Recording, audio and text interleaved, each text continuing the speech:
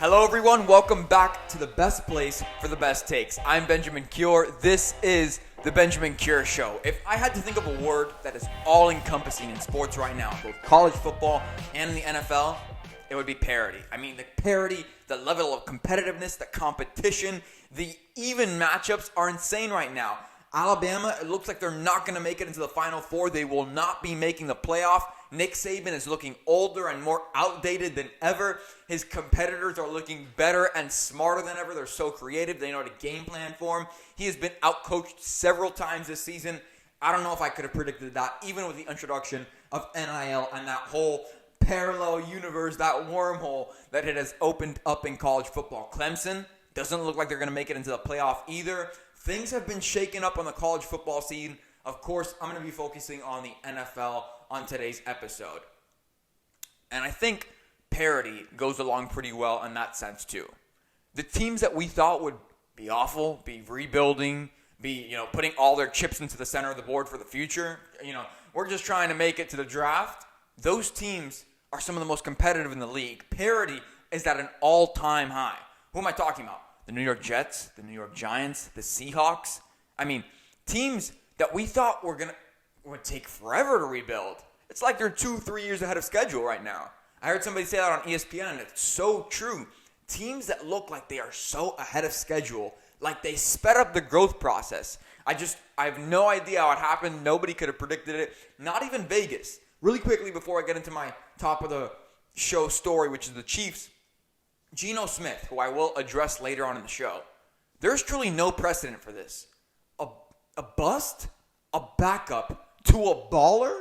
I mean, how many quarterbacks can say, or how many quarterbacks can you point to and say they blasted off in their 8th year in the NFL? That is insane to me. There is no precedent for it. We've never seen anything like it. And what we are seeing now, what we can confidently say at this point, it's not a fluke.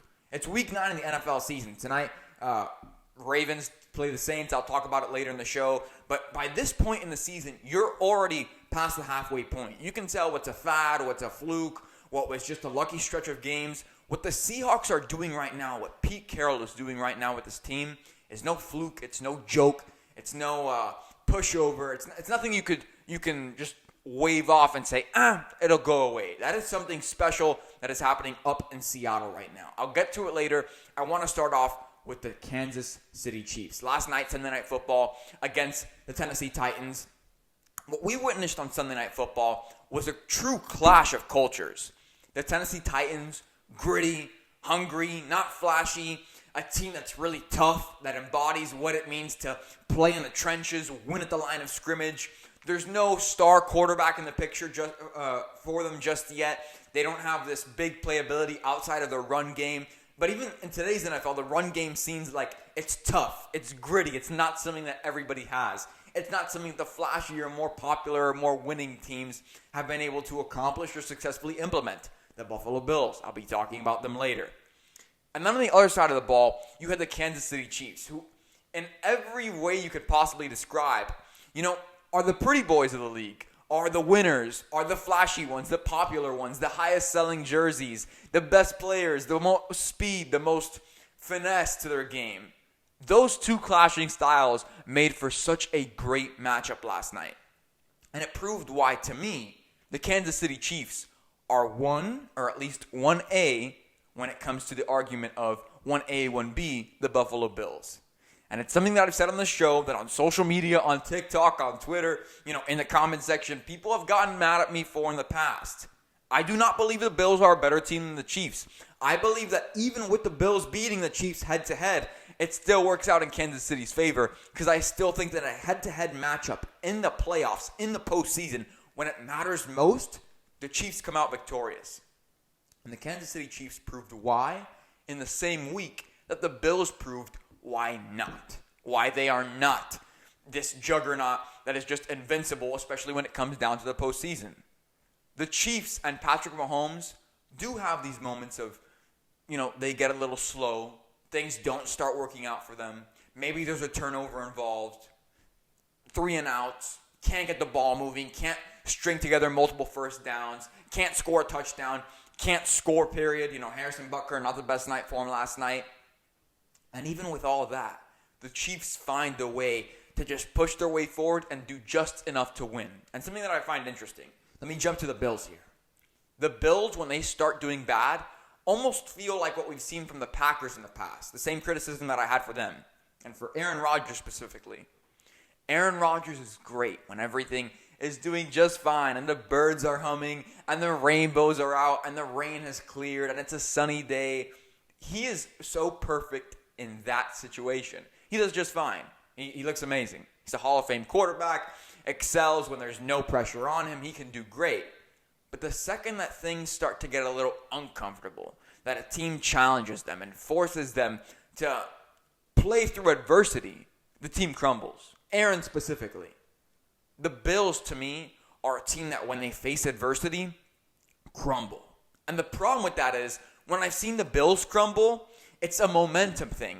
You know, the entire team can be doing well, but then if one unit starts to struggle, like the defense or the offense, for example, if they can't put points on the board, or they can't be as dominant, or they can't get those big plays over the top to Stephon Diggs, like we saw yesterday against the Jets, that becomes a problem for them because Josh Allen starts to lose confidence. And not only does he lose confidence, his decision-making really starts to show in the sense that it's not as great as a guy like Patrick Mahomes. He'll force the ball downfield. He'll force it into dangerous areas. That leads to turnovers. That leads to shifts in momentum. That leads to a loss in points and ability to put points on the board. And in a league where points matter, where each game is decided by a field goal most of the time, and it's not blowouts, that matters. And the problem is, when I see that happen to the Bills, it's a momentum thing for the whole team.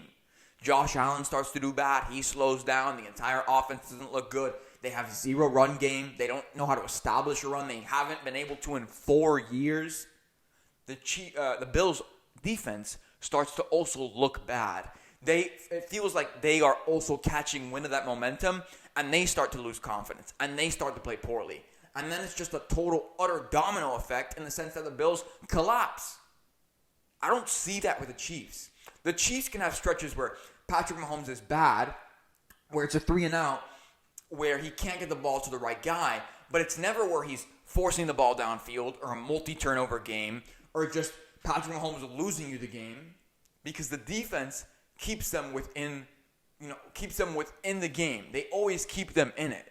The Chiefs' defense doesn't have this massive drop-off in ability when the offense starts to do bad. You saw it yesterday. The Chiefs' defense kept them in the game. They kept their composure. They didn't let the game slip away from their offense, knowing, hey, we've got a guy on the other side of the ball that can really help us out, and even if it comes down to a 2-minute drill, he can put us in a position to win and succeed. So that ability for the defense to keep you in the game, to stay composed, to not let the other team run away with the game is something that I think is unique to the Chiefs. I've only seen that with them. I haven't really seen it from the Eagles because they haven't been in too many high-pressured or contested situations. For Christ's sakes, they're 8-0. But even in that Houston game, they kind of displayed it. You know, little flashes of it. They can stay in a game and they can keep their composure in a situation that is uncomfortable, even against a team like Houston that we saw last week. But in terms of doing it multiple times throughout a season, which with much better teams than the Houston Texans, the Chiefs have showed you, hey, we can stay composed. We can be patient. We can make sure this game doesn't get away from us. I can't say that for the Bills. The Bills have stretches where their offense loses in the game and the defense becomes even worse. They lose confidence, they lose momentum, and it's a total collapse from the entire team. The Chiefs don't do that. The Chiefs, one unit may struggle, Mahomes may struggle. The offensive pass catchers like Travis Kelce may drop some balls, which seem to be a little bit of a problem right now in Kansas City. That may happen, but it doesn't affect the other parts of their game. It doesn't affect their defense. Their defense doesn't lose confidence. Their special teams doesn't make horrible mistakes that put them in a bad position. That's not them. So when one unit struggles, everybody else still finds a way to do their job and play well. And that's what matters in the postseason. When stuff isn't perfect, when things aren't all daisies and roses and the sun's out, how does your team, how does that offense respond? I think the Chiefs do it better than anybody else. Staying in the game even when units struggle, not letting the game get away from you, and not letting your teammates' struggles affect what you're doing or your performance on the field. The Chiefs do it better than anybody else. And that's why, for the sake of the record, you have to put the Eagles at 1. They're the number 1 spot. But right below that, I put the Chiefs, and I would maybe dare over the next couple weeks, depending on what happens, to put them at 1. But I certainly think, I always have said this all season, the Chiefs are better than the Bills because they have proven in highly contested situations when things aren't going great, when things aren't going their way, that they can still stay in the game, work their way back into it, and win. Even if it's tough, if it's gritty, if it's uncomfortable, if it's not the way they're used to winning, they still find a way.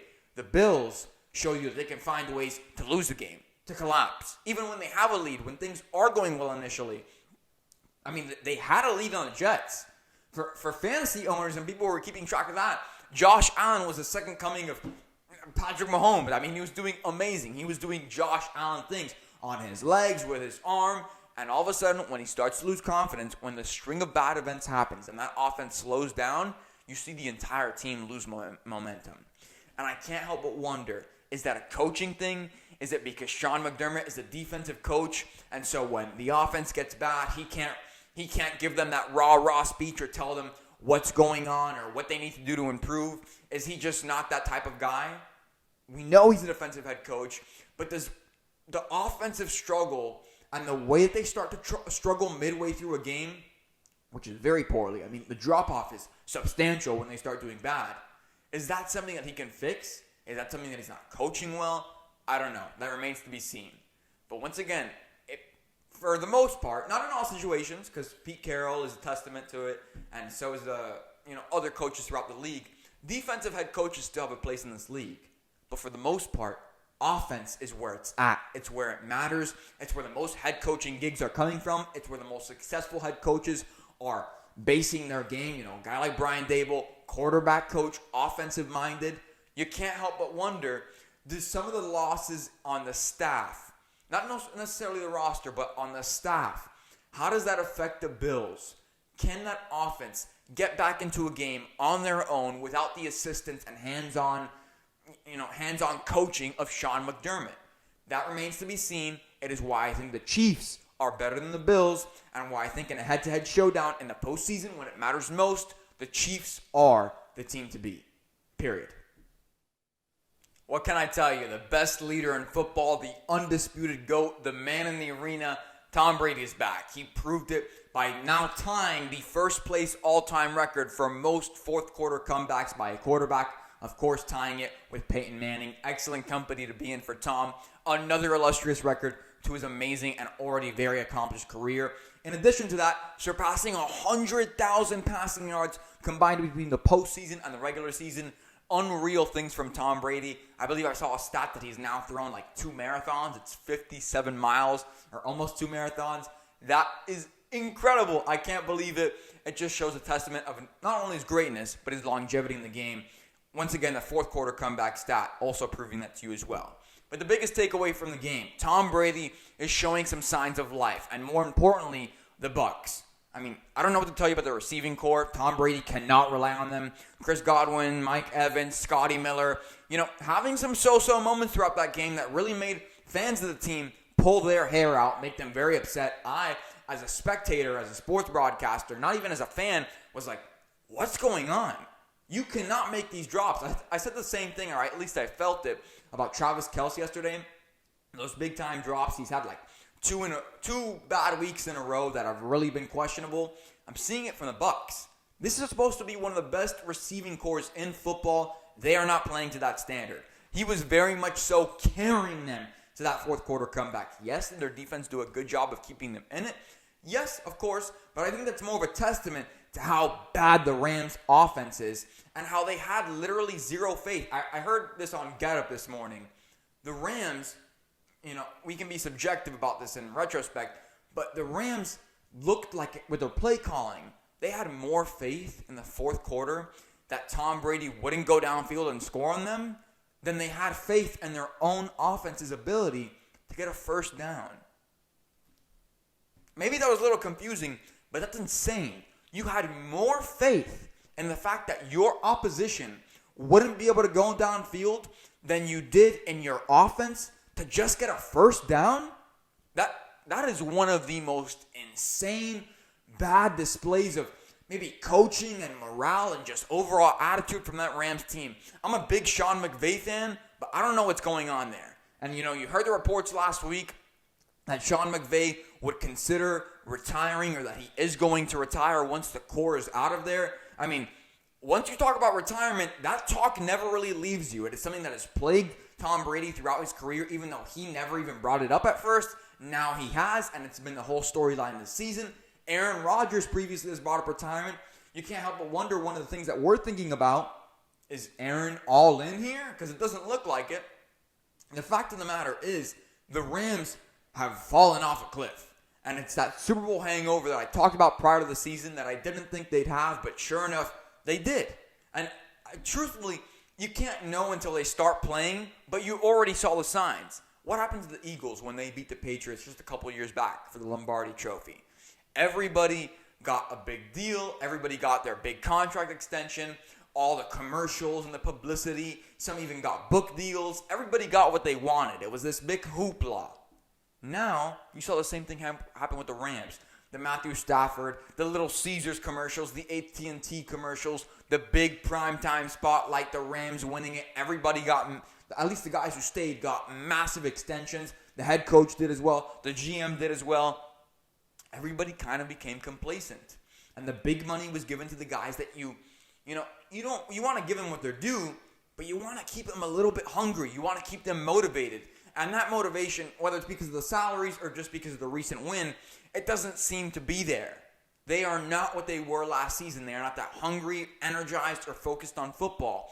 It's something that I think has also plagued the Buccaneers. Not just last season or this season, but over the course of a couple. They feel like, hey, I know there's some different guys in the building, but they feel like the core of their team, hey, we already won a Super Bowl. We can do it again. We can figure it out. They are not as focused or as hungry as they were during that Super Bowl season in 2020, and it shows. What does this mean, though, for the Tampa Bay Buccaneers? Last week on this show, I went out and I officially went, the Buccaneers season is over. And I was secretly hoping that it would be a reverse jinx. I was pulling a Skip Bayless. I was hoping and praying that they would find a way to get out of this mud. And sure enough, they were able to. This is the perfect win, a fourth quarter comeback, multiple records under Tom Brady's, belt, some more good notoriety. You could tell after the post-game press conference, he said it felt awesome to be able to get that win and to really,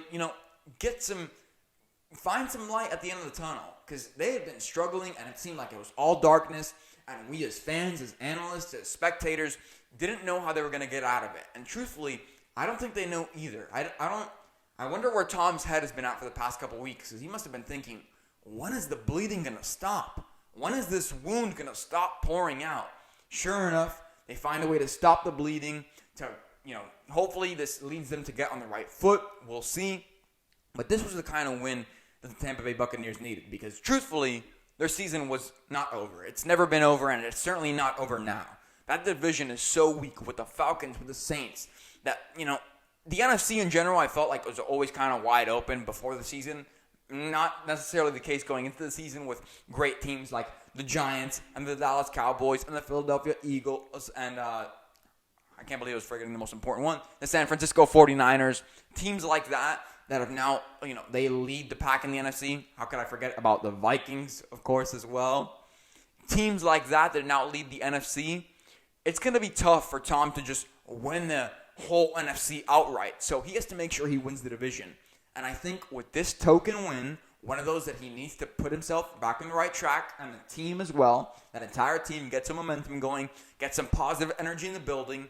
This is what they need to be able to win their division. That's why tonight's game, Monday Night Football, Ravens-Saints, is so important. I'm sure the Bucs will be looking closely at this one. They are hoping for a negative result for the Saints, of course, as you would assume. But it's going to matter as the season goes on, because that division is, as a whole, has really bad records right now. Is kind of evenly matched in the middle, but it's gonna matter who can prove that they are the best team, not just words-wise, but record-wise, and actual playing time and performances. It's gonna matter. The Bucs need to show that they are the better team, that they can put together strings of touchdowns and of scoring. And while the Rams team was really weak, it was just enough to be able to say, hey, last year, these guys were Super Bowl champs. It's a good win. It's the team that beat us last year in the postseason. that took us out of running for the Super Bowl. Let's try and build off this. And I think the Bucs will be able to do just that. And I think Tom Brady now can finally kind of let his shoulders go down, exhale a little bit, and start to prepare for the following week. And make sure that this win is not just a token win, but it really kicks off some good strings of wins for them as the season goes on, and some positivity in that locker room. You don't want to lose the locker room. They were in danger of doing so. Now it feels like they're back in it. And you can't help but wonder, how far can Tom Brady take this? Is this what he needed to get the Bucs back on track? We will see.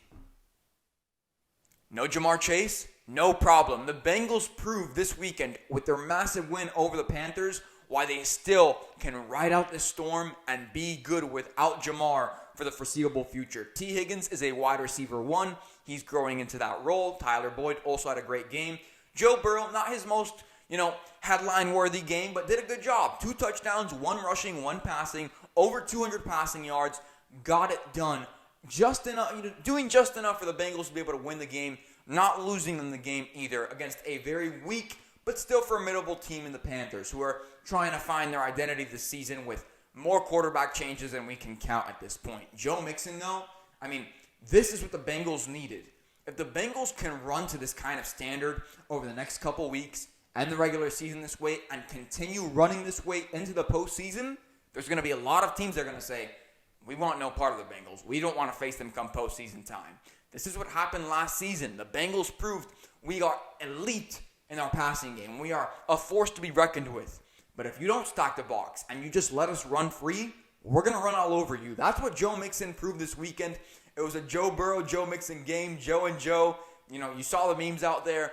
They cannot be beat when they're firing on all cylinders. And I know you can say that for a lot of teams like the Chiefs and the Eagles and the Bills. But the Cincinnati Bengals, week in and week out, even when people start to doubt them because that, goose egg they laid against the Browns and how bad they looked, they prove week in and week out why they are a force to be reckoned with, why they should be considered one of the top-tier teams, why they should be considered postseason competitors, why they should be considered as one of those teams that, one of the teams to beat come playoff time. They continue to show, they make strides every week, why they are good, why they deserve your respect, and they certainly earned it this week. They're going to continue to get better. This is a very exciting team. You got to keep watch, because once Jamar Chase comes back, if this team has finally found its identity and they're doing better than ever and they are over those early season struggles, this is one of those teams that I wonder, is anybody capable of beating them with a run game like that? Something that is very hard to come by in today's NFL with the elite teams out there. The Philadelphia Eagles are really the only one when it comes to having a great team and a running game. Chiefs don't have a great running game. Bills, God knows, they have an awful running game. In 4 years, they haven't been able to figure out how to develop a running game.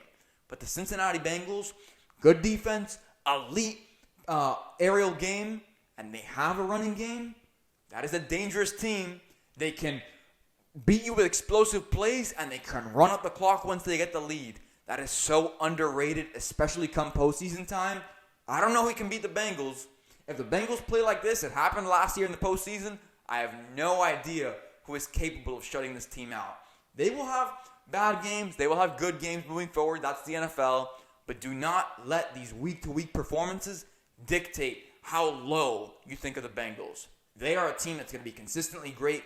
And trust me on this, they will be in that final picture come postseason time when people are talking about who are the best teams in the AFC. Ravens play tonight, but right now, it looks like the Bengals are the division leaders, and it's not close.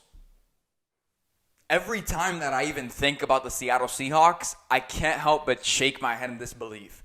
This is a team that everyone, including myself, thought for sure was building for the future, was tearing everything down, was tanking, was hoarding draft picks, because they had no chance of having immediate success within the next year or within the next 2-3 years. This was a rebuilding team. Psych. Or so we thought. Pete Carroll, he looks like a fortune teller right now. He looks like that guy who won the lottery. He looks like one of those stock trading masters that sold at the peak before the massive sell-off. He looks like a mastermind right now. For as much as I criticize him, for as much as I don't like the fact that in a modern-day NFL he is a defensive-minded head coach, They prove those far, few in between guys prove, hey, we still have a place in this league. We know what we're doing. We know how to win football games. Pete Carroll looks right now happier than he has been in a long time. And quite frankly, he looks younger and more energetic than a lot of other coaches out there. Certainly like Matt LaFleur and Josh McDaniels. He looks way better than them right now. He's loving life. And it's because his team has come together around him. And at this point, as NFL fans, as spectators, and as a sportscaster, we have to come to terms with certain things. It's week 9 of the NFL season. The flukes, the fads, the hot stretches are over right now. You're either good or you're not, and we're learning that. The Seahawks are no fluke. 9 weeks into the NFL season, they continue to prove why they are a force to be reckoned with on special teams, on the offensive side of the ball, and on defense. This is a team that we thought going into the season was also missing their best player on defense. Oh, Jamal Adams, their safety, the guy they traded with the Jets for so much and so many assets to get him into the building. And then he ended up, a lot of people think it was a bust of a trade. And they still continue to succeed in spite of all of that noise. So, things we have to address, acknowledge, and admit about the Seahawks. Number one, they accomplished and achieved what NFL GMs, coaches, and owners dream of. And something that comes, very far and few in between in terms of NFL history. They had a perfect draft class. They drafted the perfect guys. Every single one of the guys they drafted for not only in the first round, but into the later rounds, into the 4th, 5th, and 6th round, is a starter and could be with the team for a long, long time. Offensive Rookie of the Year, Kenneth Walker, is doing amazing right now. Is the one of the cornerstones of their offense in the run game. The guys that they drafted for the defensive front, for the defensive line, for their secondary, their corners, their DBs. Every single one of those guys looks like they were the pick of the century right now. It is a defense that is young, and as an offense that is young, you're not paying so many. You're not paying Geno Smith. You're not paying DK Metcalf yet. You're not paying Kenneth Walker Jr. You're not paying half, if not more than half of that defense. This is a team that is succeeding with so little money, with so little of the cap spent right now. And those owners, Pete Carroll himself, they have to be so satisfied with what they did. They look like they're master stock traders right now. They gave away what everybody thought was their franchise quarterback. Everybody always thought, oh, let Russ cook. The Seahawks are holding him back. Nope. Look, if Russ explodes from here on out, maybe he will. But as of right now, it looks like Pete Carroll was hiding the flaws of Russell Wilson. Everybody was always saying, let Russ cook. And he was like, you should see how I'm disguising this guy's weaknesses. I am protecting this guy. I am protecting his reputation and his career. That's what it looks like. Even if Pete is a defensive-minded guy, even if he's older, if he's not from this new modern era of creative play calling, he has proven, hey, I was hiding Russ's flaws. You didn't know the real Russell Wilson, and you didn't know all the problems that his teammates had with him on and off the field, and the chemistry problems and the rifts that it caused. Because now you're hearing all those reports as well. Not only is Russ doing bad on the field, but that leads to the ability for guys and former teammates to be able to criticize him and what he does off the field, and the off-the-field antics that for years some have said it's too cringy, it's a little too extra, it's too much. I mean, it is a downfall in Russell Wilson right now. His stock could not be any lower at this point. So not only did Seattle hit on every single one of their draft picks, not only are they absolutely lethal on offense and on defense, not only is their coach energetic and their chemistry, not only is jiving, they also have first-round assets, extra picks that they have hoarded from numerous trades. And, great assets like Noah Fant, who proved to be a great vertical threat over the weekend. They just have a team that is built for now and has this amazing just ceiling that we could have never predicted for the future. Not only is their team great now, but they have first-rounders, some of the best guys that you could possibly get in the future at their disposal. Seattle's going to be a team that, maybe has another 5-10 years with it left in them in terms of a good run. It's going to be incredible to watch and see how they can play in that division and see whether or not they can succeed moving forward and just how far Geno Smith can take this offense. Because at the end of the day, maybe the quarterback is not always the best player on your team, but he is the leader. And in every sense of the word, Geno Smith is the leader of that team. And it's going to be very interesting to see after 8 NFL seasons, after being a bust, being a backup, Can he lead them to this unprecedented postseason success? How far can he take them? I'm very excited to see. It remains to be seen. We will see. The attitude and the morale in the Green Bay building, in the Packers locker room, must be at an all-time low right now. I mean, not only does it look like your season is over, it very well looks like your future is in jeopardy right now. Justin Fields is getting better and better every single week in the division. The Bears are starting to modernize the way that they play the game, the way that they make acquisitions, getting him Chase Claypool, who I know didn't have a big week, but they're showing you, hey, we are adapting and we are building towards the future. We're going to see if Justin Fields is the guy or not. This is the season to figure it out. And it seems like every single week, Justin Fields gets 5% better.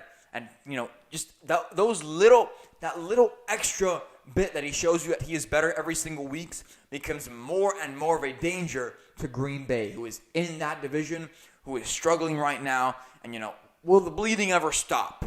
The Detroit Lions, who had not every single opponent that they faced this season had put 20-plus points on them. Green Bay could barely figure out a way to put 2 touchdowns on the board. That is ridiculous. That team is awful right now. I don't know what Green Bay is going to do. This is bigger than Davante Adams. This is Aaron Rodgers being stubborn, not game planning with his teammates, criticizing them too much in the offseason, not nurturing them, not practicing with them either. It's not like he decided to play with them in preseason or try and build chemistry. He criticized them and then didn't try to build things or make them better. I mean, think about that for a second. The guy who was supposed to be the leader of your team, Aaron Rodgers, criticized his young wide receivers core that should have been nurtured and should have been supported. He criticized those guys, and then he told them, okay, but, we'll figure it out during the season. He didn't want to get a little jump or head start with them or, figure things out during the preseason when the games didn't matter as much, when the pressure wasn't necessarily on them. Now the pressure is on. Now those young guys, Christian Watson and Romeo Doubs, they feel like the weight of the world is on them right now. And it's only getting worse for the Packers. They play the Dallas Cowboys, an elite defense, a relatively good offense who has proven that they can be elite at moments, especially when they get things rolling. A Dallas Cowboys team, which, by the way, Mike McCarthy's talking about how much he loves Odell Beckham Jr. today. I mean, teams in the NFC that are just so much better than them, that have better chemistry, that are better under pressure, and the Green Bay Packers just can't figure it out. Aaron Rodgers has lost all confidence. His passer rating, which is the one thing he had, I talked about this a couple weeks ago on the show, the one bright spot of Aaron Rodgers' career and his aura of, I'm very accurate, I throw very little picks and throw a lot of touchdowns, that's over. He's throwing picks right now like a madman. He can't get the ball to the right place. He's underthrowing. He's making really poor decisions. He cannot get the ball to the right guy. He has lost all confidence. He can't score. He can no longer take over games. I don't know what the Packers are going to do, but their season is over, especially in a division which I haven't even talked about. I talked about the Bears and the Lions. The Vikings look amazing right now. Elite running game, elite receivers, elite tight end, elite pass catchers overall. Good defense, questionable secondary, but good defense. And Kirk Cousins is like a dark horse MVP candidate right now, who is playing better than he ever has. One loss the entire season. I don't know what Green Bay's going to do. And the reason that I think this further puts their future into jeopardy is because if Aaron Rodgers doesn't like what he's seeing, if he really says, man, there's no way out of this, Aaron Rodgers, I'm not saying he's a quitter, but he's not going to stick it out. We've seen in the games, when things get rough, when the going gets tough, he starts to just fall off. He cannot rise above the moment. He cannot rise to the occasion. He plays awful. Now imagine that over the course of a season. Does Aaron Rodgers, knowing that this team hasn't drafted any first-round weapons for him ever since he got there, the one offensive player they drafted was supposed to be his replacement several years ago, does he want to come back and give this another shot next season? Why? The NFL is only getting younger. These stars are only getting better and better. These teams are only getting more and more Super Bowl prepared. The NFC is such a difficult division right now. It's like flipped. The AFC, which we thought was going to be loaded with all these great teams, at the end of the day, it's the Chiefs, the Bills, throw Cincinnati in there. Maybe you can throw the Dolphins in there. Hopefully. I am from Miami, so I'd like to think. But the NFC is where it's at. The NFC East, the whole division is stacked. The Giants, the Jets are in the AFC. The Giants, right when I start naming teams, I lose track. The Vikings, all those great teams that are there, the 49ers, the Bucs now seem to be they're coming out of the dust here. They're coming out of the storm. Great teams. The NFC is by far more competitive than the AFC. And where's Aaron Rodgers' place in all of that? Where does he fit in with this new era of young quarterbacks, excellent creative play callers on the offensive side of the ball in terms of coaching? Does he even have a good coach that can support him? This is a mess right now, and I don't know how Green Bay gets out of it. And I can't help but wonder, does Aaron Rodgers at the end of the season just shut it down and say, forget it, I'm not playing 2 more years for this, to lose? To not have any guys around me after I lost my best weapon? I'm not putting up with this. I'll go get a check in TV or something, whether it's on Jeopardy or on a sports broadcasting show or whatever it may be. Aaron Rodgers does not strike me as the type that's going to stick around and wait to see if they can figure it out or try and rebuild over the course of the next 2 years. If they can't figure it out this season, if they continue to struggle, if the bleeding never stops for the Packers and they don't figure out a way to string together some wins or show any level of competence on either side of the ball, I can honestly see a reality where Aaron Rodgers says, hey, I know I have 2 more years left in my contract. Bye. I'll leave it on the table. I'll leave the $100 million behind. You can't give me all that money? Okay, don't worry about it. I'm out. So beyond the field, some massive moves this week also coming in the NFL front office. Jim Irsay, the owner of the Colts, has fired their head coach and now input in the interim head coach role, Jeff Saturday, Ring of Honor member for the Colts, a former center, played with Peyton Manning in one of the most glorious times in Colts history, and most recently, one of my favorite ESPN sports broadcasters. He has very little coaching experience. That's one of the big knocks on him today. Twitter's in a frenzy right now. A lot of minority head coaches would have loved that opportunity. Unfortunately, it's not going to go to them. It is what it is. But I think people are looking at this the wrong way from a coaching standpoint. They wonder, hey, why would you put Jeff Saturday there? I think Jim Irsay, even as unrealistic as he may be, I don't know him personally, but from the stories that we've heard, as unrealistic as Jim Irsay may be, Irsay is not asking Jeff Saturday, hey, go be Coach Lombardi, go be Belichick, revamp this franchise overnight, and within the course of not even a season, barely a season, make us into a contender or into a playoff hopeful. That's out the window. In my opinion, what Jim Irsay is doing right now is he's saying, hey, this is a guy from our winning culture who was here during some of our biggest glory days, some of our best days. I need him to be my eyes and ears in this franchise, in the locker room. What's the players' attitude like? Have we lost the locker room? Are there any guys that shouldn't be in there that don't fit in with our culture? Is there anybody that's problematic that you notice that we've got to do away with? Do you notice anything in our coaching staff that is questionable? Do you notice front office guys and people behind the scenes that just aren't good, that don't belong in this franchise?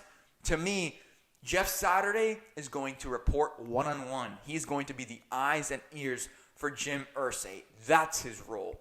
It's not to become this winning head coach. It's not to turn around the entire franchise right now within what is less than a season, less than halfway through. That's not the goal here.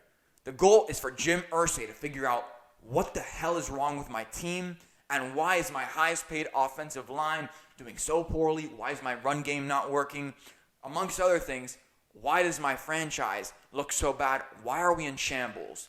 That is Jeff Saturday's role, to be the guy on the inside and figure out what are the problems in this franchise before he hands it off to the next guy and before Jim Irsay has to say to the next head coach, the official head coach moving forward, hey, don't worry, you don't have to figure out the problems.